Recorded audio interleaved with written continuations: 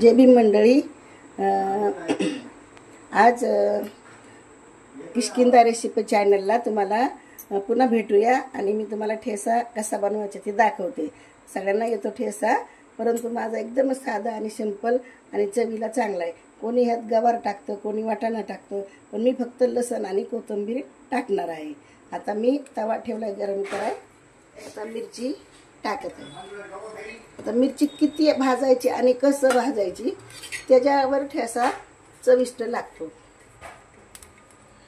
बघून घ्या मी कशी भाजते ती।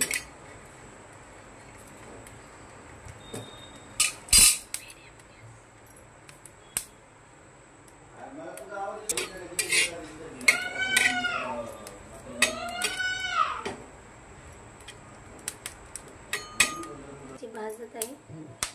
आता हे बघा, ही मिरची जास्त भाजायची नाही, मग तो काळे ठेसा होतो आणि चविष्ट लागत नाही। तर बघा मिरची किती कमी भाजली की नाही, पण ह्या ठेसाचा खमंग वास येणार तुम्हाला। हे आता लसण टाकते, कोथिंबीर टाकली, मीठ टाकते लगेच, गॅस बंद करते आणि हा तेल टाकते आणि हा गॅसवरून असं तवा उतरायचा, म्हणजे ठेसा काळा होत नाही। मग थोडा मऊ होती आणि मग आपण वाटून घ्यायच्या, मग अतिशय छान लागणार ठेसा केलाय ना। त्याच्यासाठी आम्हाला ठेसा खायचा आहे।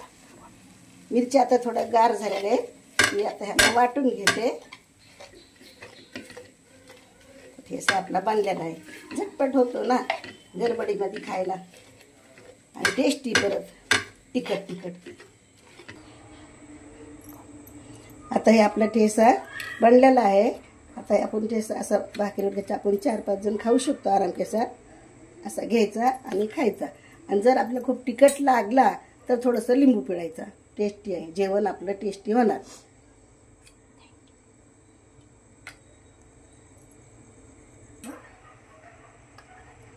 जर तुम्हाला हा ठेसा आवडला असेल तर लाईक करा। धन्यवाद।